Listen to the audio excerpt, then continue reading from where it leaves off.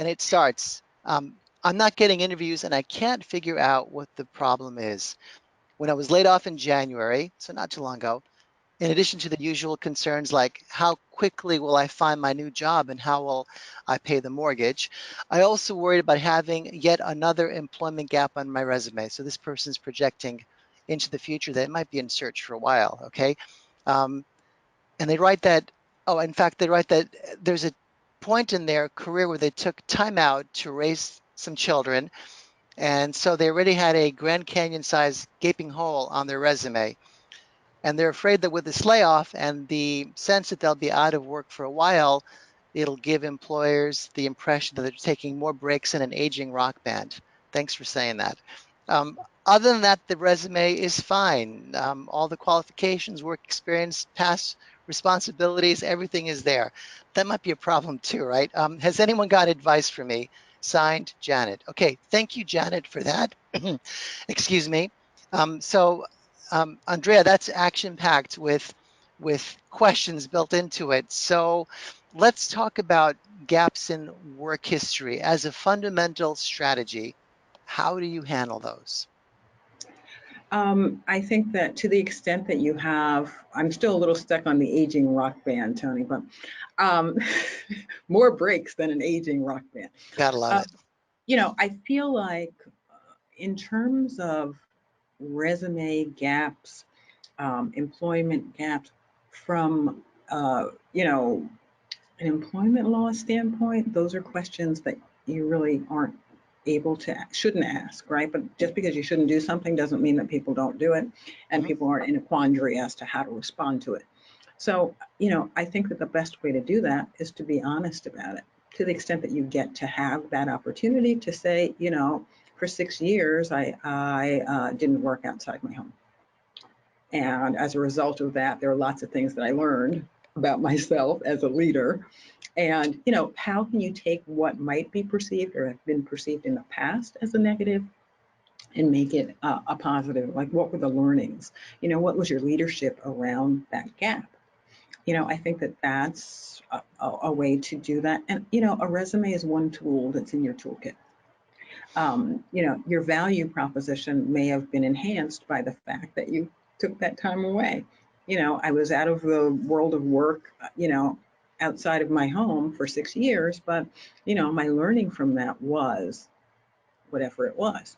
I was able to be more strategic. I was able to get more done in a shorter period of time. I had a whole different vision for how I wanted to show up in the workplace because I spent a lot of time with whatever, a parent, a dependent, anybody. And how did that enhance you as a leader in an organization? I think that in this particular scenario with Janet, I think that it was she had another gap or a layoff or something that then said, "Oh my goodness, this is just sort of exacerbating a situation that I also feel is bad or worrisome." And so I think with in terms of that, it's again first kind of what's your mindset around it, how do you think about it, and layoffs happen. I don't think there's a person, walking around in the world who doesn't understand that people get riffed, people get downsized, stuff happens. So it's not so much how many times you fall, it's how well you get back up, right? So then how are you getting back up? What are things that you can say? What did you learn about this from the organization? I was laid off from this organization, but it gave me again the opportunity to look at organizations where I really want to be, Mhm. right? So don't be overcome by self-doubt, be overcome by opportunity that exists ahead of you. So, and you might say, okay, Andre, easy for you to say, you have a job, right? And you you don't have these things. But I always say, like from my HR hat, it's kind of like when people tell me that they're leaving or when we have involuntary terminations, I say right now you feel horrible about it, but long term, it's going to be a weight that's lifted off of your shoulders because something's going on and you felt it, right? Something was happening in the organization. And most times we see those sort of writings on the wall. So, think of it as an opportunity for what's next. And then also be practiced in how you will talk about it, because I think that that's important. Now, you Hmm. can't act like this is your first opportunity to answer this question.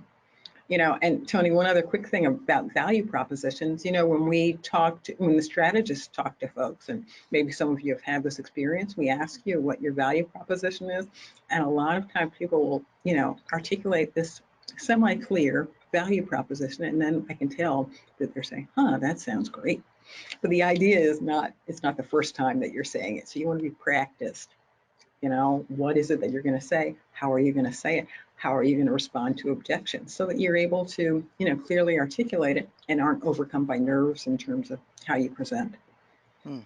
I loved your mind on this and so many other things, but this was powerful. And I want to draw your attention to a couple of chats I'm getting, and they are familiar. We've had these questions before. Some of us take time off, yes, because we were laid off. Others take time off because we were caring for a sick parent or we had a child or whatever the situation was.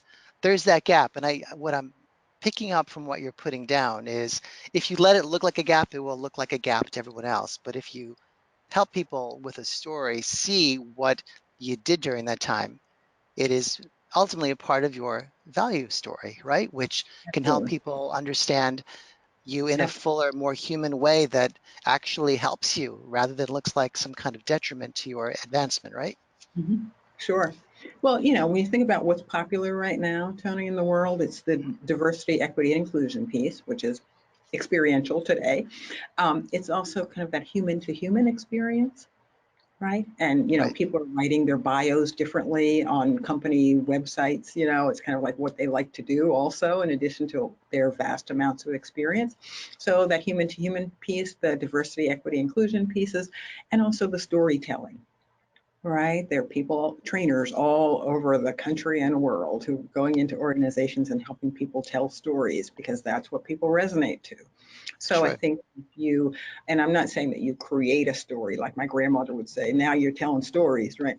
I think that if you are telling your story of how you got to where you are, I think it's important and it's impactful and people Sure. can, identify with it and accept it. Yeah, and it shapes you, right? I mean, no one anticipates some of these gaps. Usually we don't. They're unplanned, unexpected, and what you make of it either becomes a part of who you are and what you've learned and what difference you can make or not. And if it's in that second category, you found yourself suddenly in a more difficult explaining position than you really need to be.